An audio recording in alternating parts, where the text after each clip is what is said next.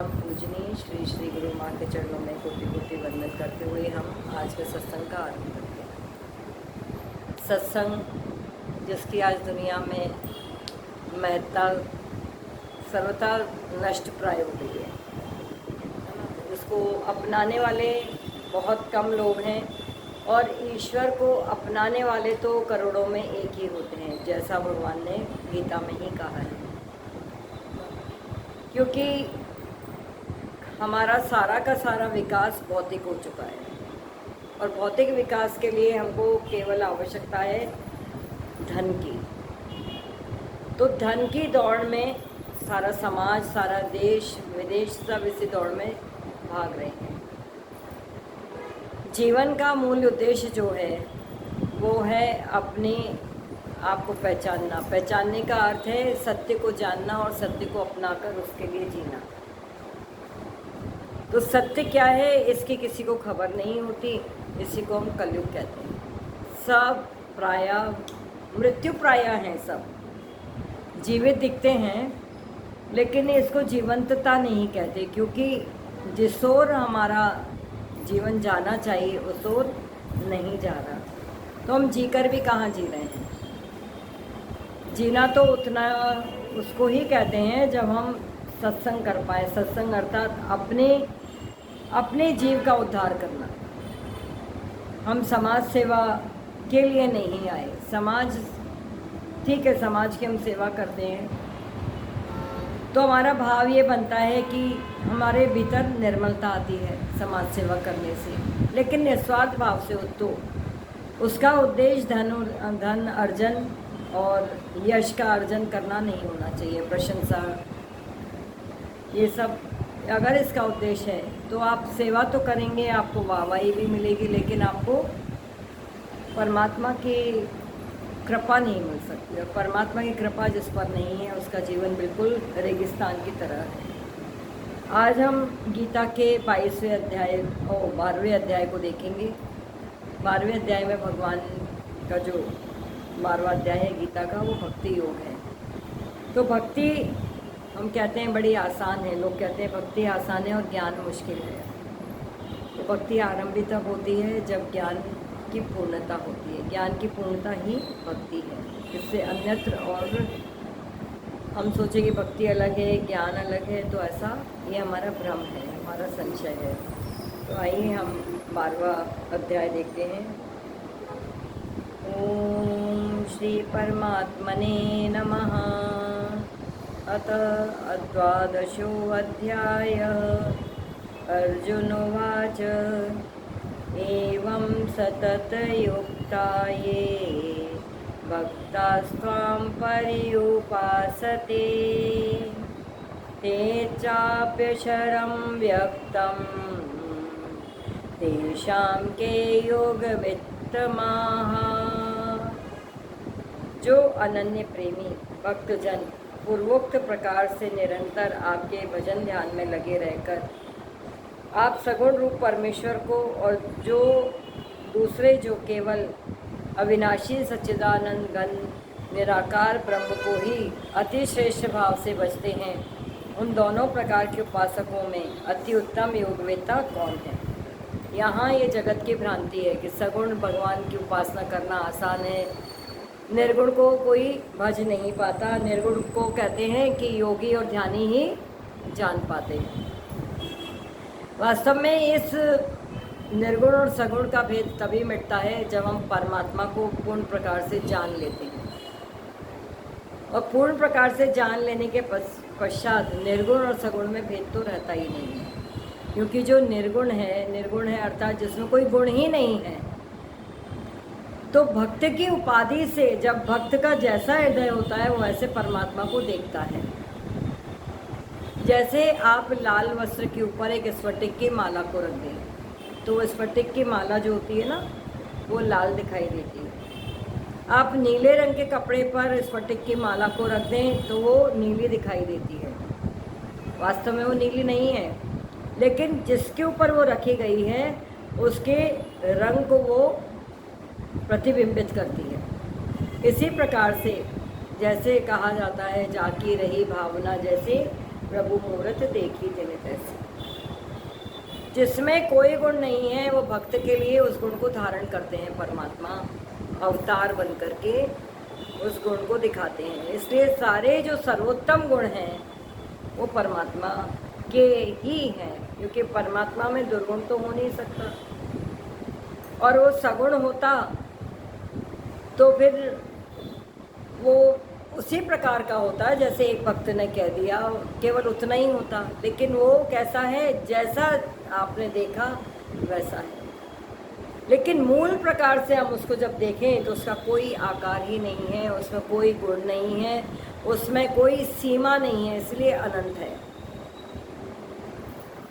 जैसे आप एक शरीरधारी हैं, आपके पूरे शरीर में एक चेतन आत्मा है, उसका क्या आकार है बताइए? आपके किसका आकार है? पंच भौतिक शरीर का आकार है कि आत्मा का आकार है?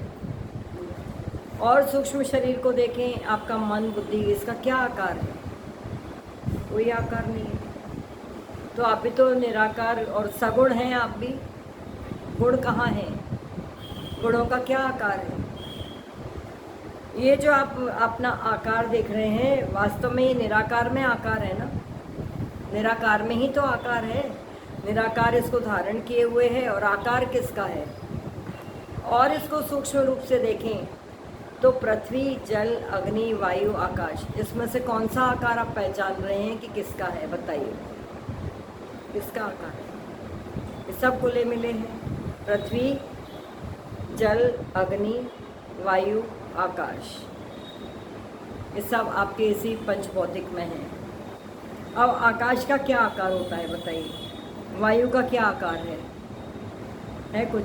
जल का क्या आकार है कुछ? अग्नि का क्या आकार है? वो तो एक उष्णता है, तापमान है आपके शरीर में। और पृथ्वी तत्व, पृथ्वी का भी कोई निश्चित आकार नहीं है। पृथ्वी तत्व आप आकाश में देखें या अपने आसपास उठाकर आँख से देखें तो वृक्ष जहाँ जहाँ दिखाई दे रहा है वहाँ सब पंचभौतिक है।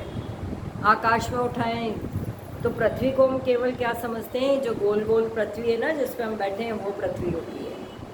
हमारी समझ इतनी ही है। पृथ्वी एक तत्व है जो आकार देती है ना। आकार देने वाले तत्व को पृथ्वी कहा है।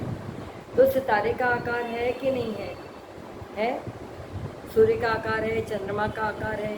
पूरे जहाँ जहाँ तक हमारी निगाह जाए आकाश में हमको कितने सारे आकार दिखाई देते हैं, सितारे के रूप में, चंद्रमा के रूप में। तो वास्तव में ये आकार किसमें है?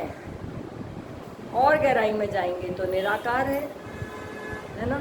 आकाश का कोई आकार नहीं, वायु का आकार नहीं, अग्नि का आकार नहीं, जल का आकार नहीं, पृथ्वी का भी क्या आकार है? और ये पंचभूत मिले हुए हैं और उसकी रचना को हम देख देख कर भ्रमित हो रहे हैं। फिर हमारे ब्रह्म के हमें 3 गुण मिले प्रकृति से। प्रकृति अर्थात शक्ति, आद्य शक्ति, 3 गुण हमें मिले, सतोगुण, रजोगुण, तमोगुण। अब ये तो मिले थे हमारे आनंद की सृष्टि में योग के लिए, है ना। भगवान ने हमें अज्ञानी बना के धरती पे नहीं भेजा था और आज भी हम अज्ञानी नहीं हैं, लेकिन हमारी आत्मा पर हमने आवरण डाल रखा है अपनी मैं का, और विक्षेप होता है हमारे भीतर हमारे अहंकार से, हमारे प्रारब्धों से, हमारी सोच से, हमारी समझ से, हमारी अज्ञानता से, हमारे संशय से, हमारे भ्रम से, परमात्मा को न जानने से, जीवन के लक्ष्य को न पहचानने से हमारे भीतर नित्य निरंतर विक्षेप होता है। जैसे ठहरी हुई झील में आप एक पत्थर फेंक दें तो क्या होता है? झील में तरंगें उठती हैं, है ना।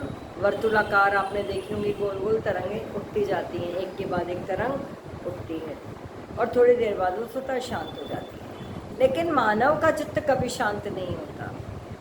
झील शांत हो जाती है ना, हम कहते हैं उसका शरीर शांत हो गया, लेकिन मानव का मन तो कभी शांत नहीं होता, कभी चित्त शांत नहीं होता, और अशांत चित्त ही जीव बना है ना। ये संसार हमें उत्वेलित करता है और हमारा युद्ध लगातार अपने आप से भी चलता है।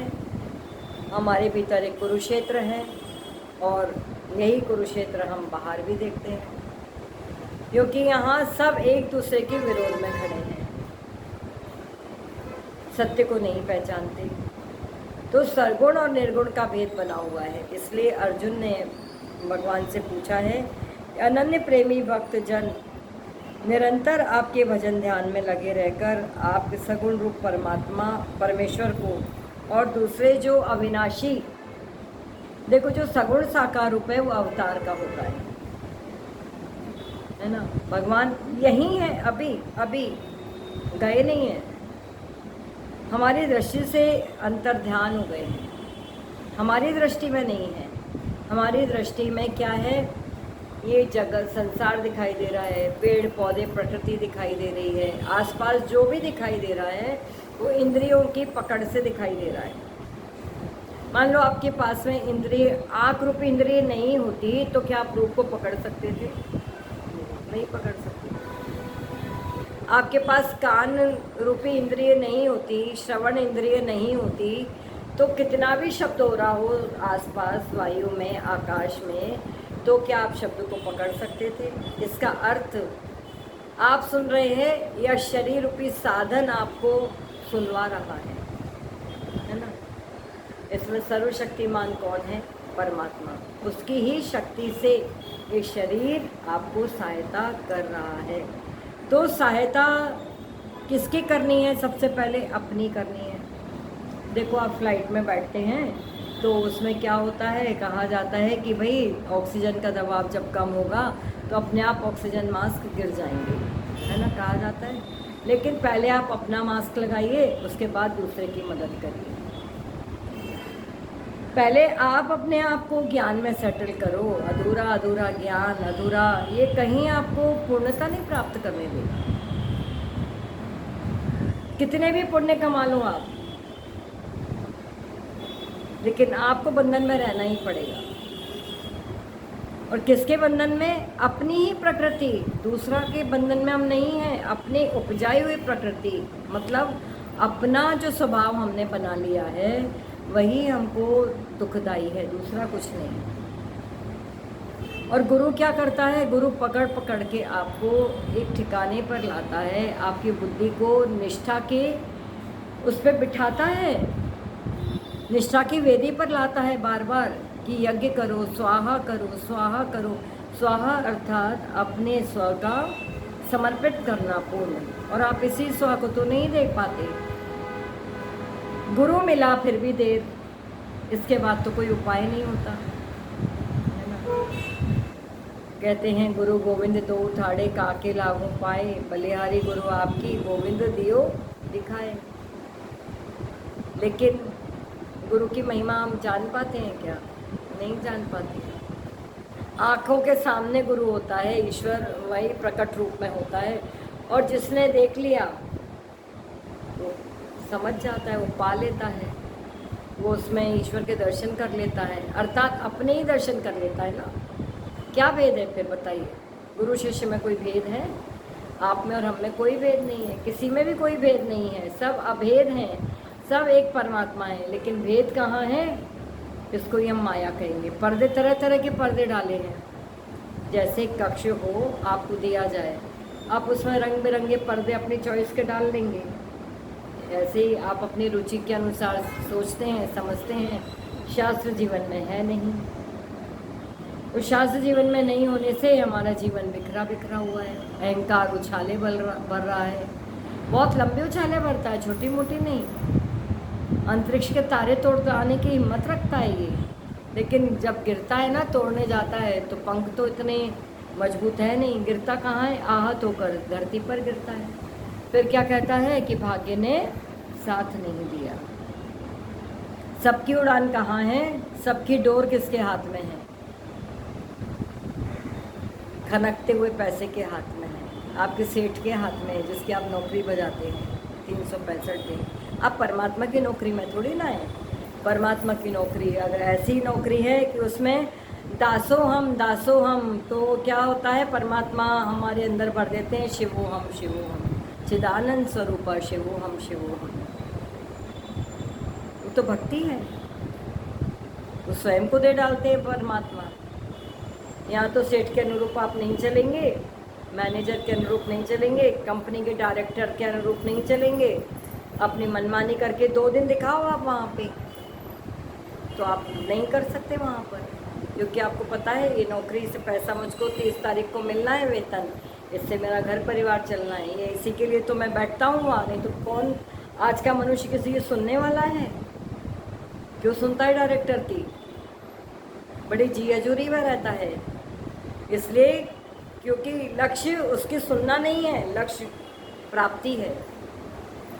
30 दिन के बाद जो वेतन मिलना है उसकी प्राप्ति के लिए वो सबकी जी हजूरी बजाता है, सुबह से लेकर रात तक भागा दौड़ी करता है। लेकिन जो संत हैं, जो गुरु हैं, जो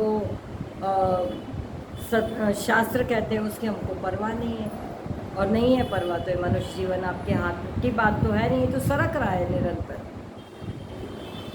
ये दृष्टि हमको कहाँ से प्राप्त होती है? सत्संग से प्राप्त होती है। सत्संग जागृति है, सत्संग आपके भीतर की ओर का विकास है, इसको कहते हैं inner engineering, art of living, या जो कहें कि जीने की कला। जिसको जीने की कला आती है वही ठीक से मरना भी जानता है, नहीं तो कौन मरता है यहाँ? कहते हैं मर गया, कोई मरता तो नहीं है, एक शरीर से दूसरे शरीर में यात्रा करता है, संबंध बदलता है, अपने नाम रूप बदल के घूमता रहता है, बहुरूपिया है।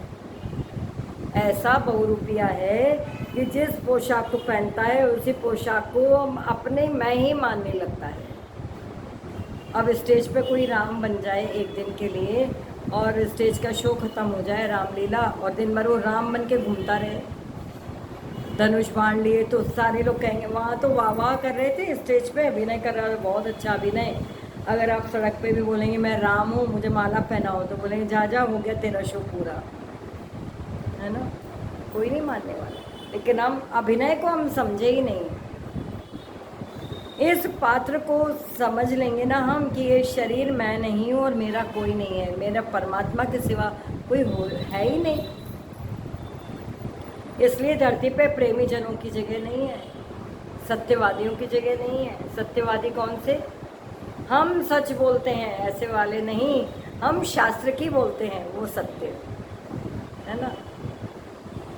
हम शास्त्र की कहते हैं, शास्त्र की सोचते हैं, शास्त्र की खाते हैं, शास्त्र की खाते हैं अर्थात इसके वचन को ही खाना, आहार लेना, यही हमारा आहार है। तो अर्जुन ने पूछा कि भाई अविनाशी सच्चिदानंद निराकार ब्रह्म को ही अति श्रेष्ठ भाव से बसते हैं, इन दोनों में से कौन से उपासक अच्छे हैं? लोग कहते हैं ना कितने मतांतर हैं, आज बताइए संप्रदाय कितने हैं? आर्य समाज कहता है हम निराकार को पूछते हैं, क्योंकि कहते हैं एक बार महर्षि जी ने देखा कि जो बड़ा सा शिवलिंग है उस पर बहुत सारा निर्माल चढ़ा है, प्रसाद चढ़ा है, उस पर एक चूहा चढ़ गया। चूहा चढ़ गया तो उन्होंने कहा ये कैसा भगवान है भाई, ये अपनी रक्षा नहीं कर सकते, तो इसमें भगवान नहीं है, इसलिए हम निराकार को पूजेंगे। कोई सूर्य का उपासक बन गया कि सूर्य से ही तो जीवन है, तो सूर्य को ही मानेंगे हम, है ना। किसी ने देवी को अपनाया, दैव्य मत चालू हो गया, देव है ना, शाक्त पक्ष चालू हुआ, शक्ति की ही उपासना करेंगे हम। तो आप देवी पुराण में देखेंगे तो कहेंगे कि देवी से ही उत्पत्ति हुई है, शिव पुराण देखेंगे तो शिव से उत्पत्ति मानते हैं। अब क्या सच है और क्या, सब भ्रमित हैं, और भ्रम ऐसा फैला है कि सब बटे हुए हैं, सब बट गए, संप्रदाय पे संप्रदाय, तो शाखाएं प्रशाखाएं फूटती गई। जैसे एक बीज में से पहले एक पौधा बनता है, नन्हा सा पौधा, कोमल सा, जब वो निकलता है ना धरा से, तो आप देखना बड़ा प्यारा होता है। दोनों उसके 2 पत्ते होते हैं, दोनों जुड़े होते हैं, जैसे वो स्तुति करता निकलता हो। उसकी नन्ही नन्ही जड़ें नीचे को होती हैं और 2 पत्ते ऐसे प्रार्थना करते हुए बाहर आते हैं। फिर वो धीरे धीरे बड़ा होता जाता है, बड़ा होता है, फिर और टहनियाँ बनती हैं, फिर और बड़ा होता है, तना उसका मजबूत होता जाता है, फिर और बड़ा होने के पश्चात उसमें शाखाएँ, प्रशाखाएँ, टहनियाँ, छोटी छोटी टहनियाँ, फिर पत्ते, बहुत सारे पत्ते, फिर उसमें पुष्प आते हैं, पुष्प में से सुगंध आती है, फिर पुष्प गिर जाते हैं, फिर फल बन जाते हैं, फिर उस पर भांति भांति के पंछी आने लगते हैं, फिर पथिक उसके नीचे विश्राम करने लगते हैं। फिर अगर वनस्पति विशेषज्ञ है तो उसकी छाल को देखेगा, क्या गुण है, क्या पत्ते में क्या गुण है ना।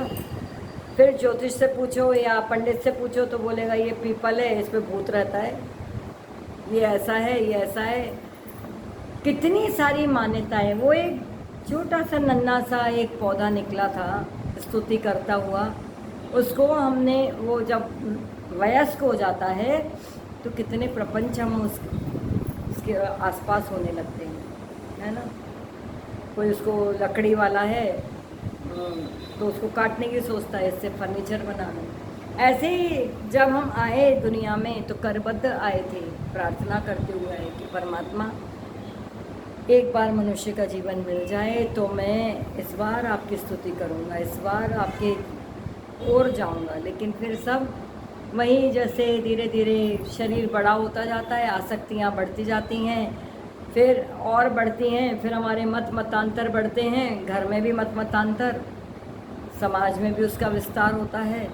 कोई कहता है हम जैन हैं, कोई कहता है हम बौद्ध हैं, कोई कहता है हम दलित हैं, कोई कहता है ब्राह्मण है, आपको नहीं पूछा जाएगा, कोई बोलेगा मुस्लिम है, आप कट्टर। सब क्यों झगड़ रहे हैं बताओ, क्या झगड़े का कारण है? एक ही कारण है, सत्य को नहीं जानना, एक परमात्मा को नहीं जानना, उसके अस्तित्व को ना पहचानना। एक आकाश है, एक वायु है, जल एक है, जल वही जल सब पीते हैं देश देशांतर में, अग्नि वही है, पृथ्वी वही है, और नस नाड़ियों की संरचना वही है। नाक मुंह के आकार अलग हो वो अलग बात है। तो हम जिस देश और जिस मिट्टी में रहते हैं वहाँ के संस्कार, माता पिता के संस्कार, उससे हमारा बाहरी भेष बदलता है, लेकिन भीतर से वो एक है। तो हम कहाँ सत्य को पकड़ते हैं?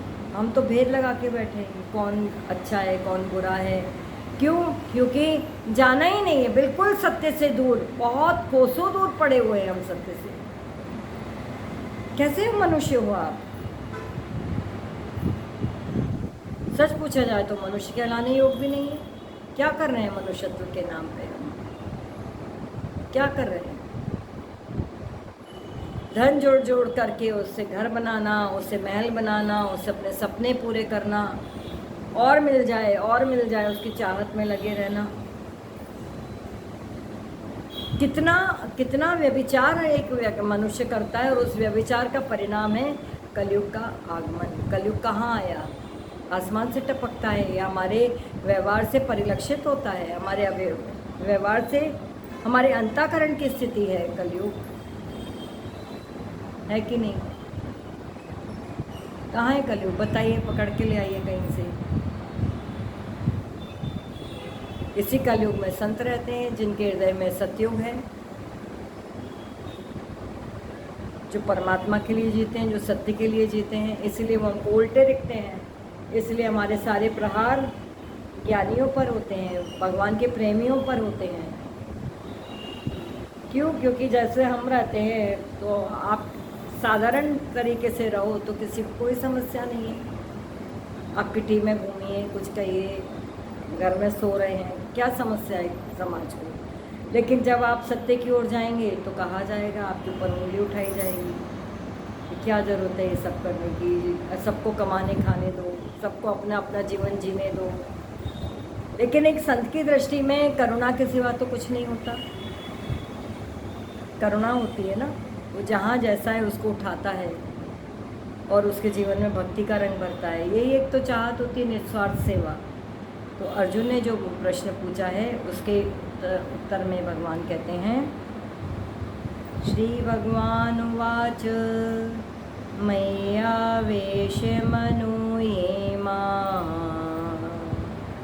नित्ययुक्ता उपासते श्रद्धया पर्योपेता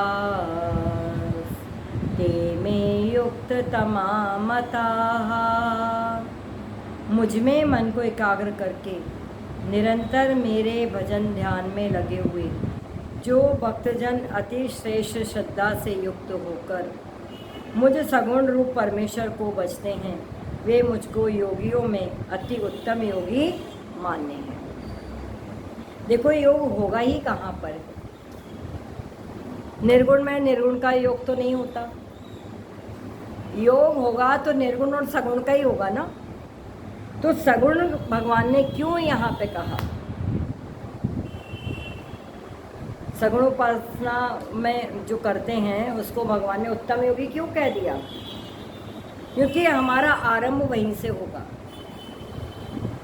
क्योंकि हमें विस्मृति हो गई है, हमें पता नहीं है ईश्वर कैसा है।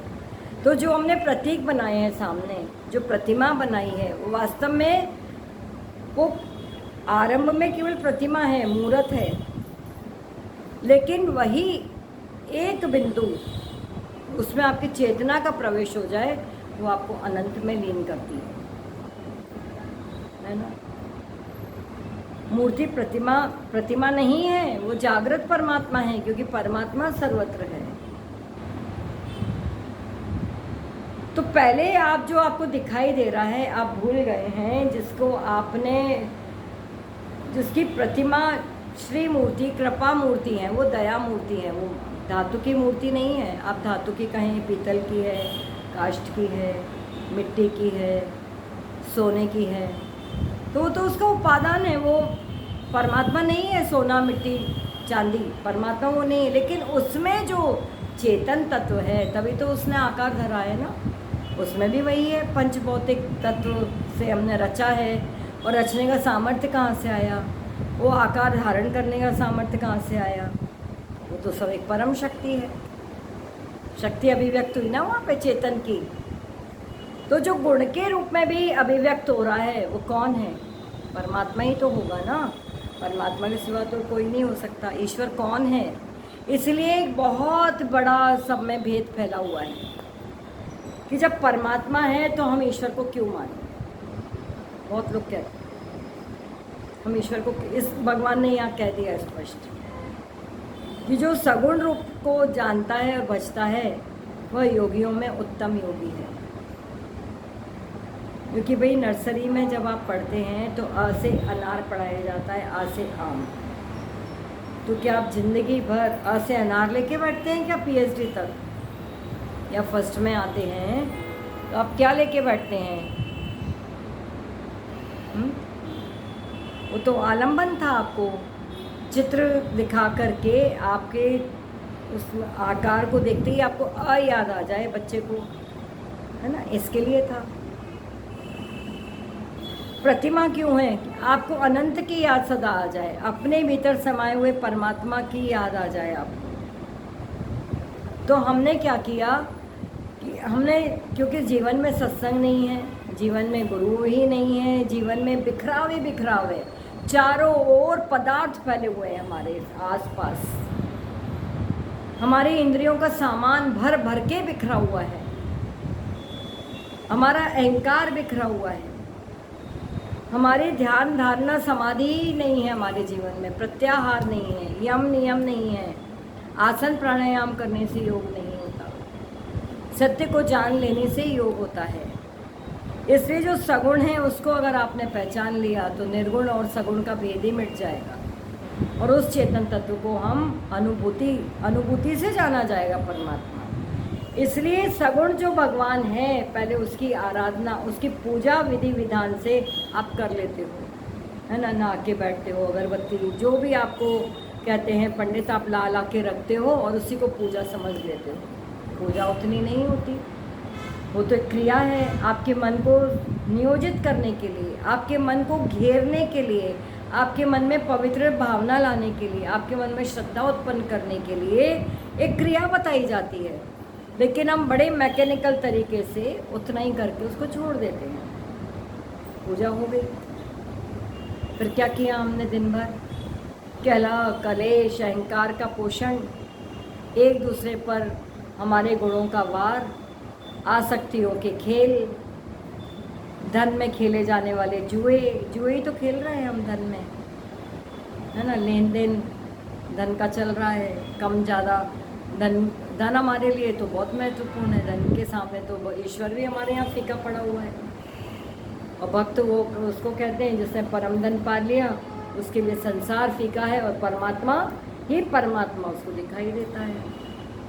उस सगुण की उपासना से हम अपनी आत्मा तक पहुंच सके, इसलिए उस नाम को, उसके रूप को, उसकी लीला माधुरी को, जो स्वयं भगवान ने, परमात्मा ने ईश्वर का अवतार लेकर रची, इसलिए कि हमारा चित्त उसमें रम जाए।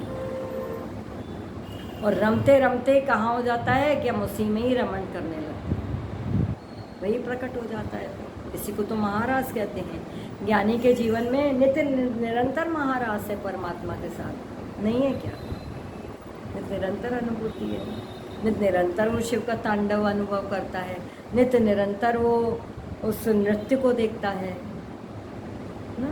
कृष्ण की ने जो गोपियों के साथ लीला की, जो महाराज किया, उसको नित्य अनुभूति होती है। ऐसा नहीं है कि महाराज हो गया, नित्य हो रहा है। कहाँ हो रहा है? तो प्रेमी जन के हृदय में हो रहा है। आपका प्रवेश वहाँ तक है नहीं, इसलिए आपको और कुछ दिखाई देता है ना। वहाँ तक पहुँचना पड़ेगा ना आपको। इसलिए सगुण उपासना तो भगवान ने कहा, जो मुझे भजते हैं वो मुझे योगियों में उत्तम योगी लगते हैं।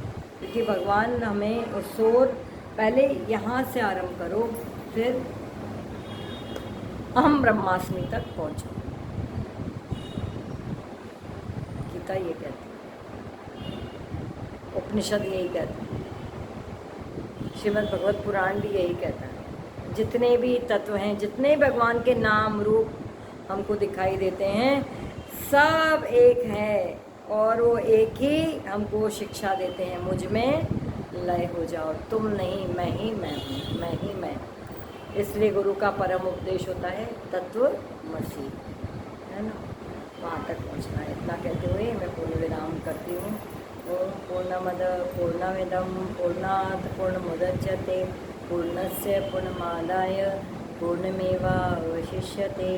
ओम शांति शांति शांति। हरि ओम तत्सत्, हरि ओम तत्सत्, हरि ओम तत्सत्। जय श्री कृष्ण।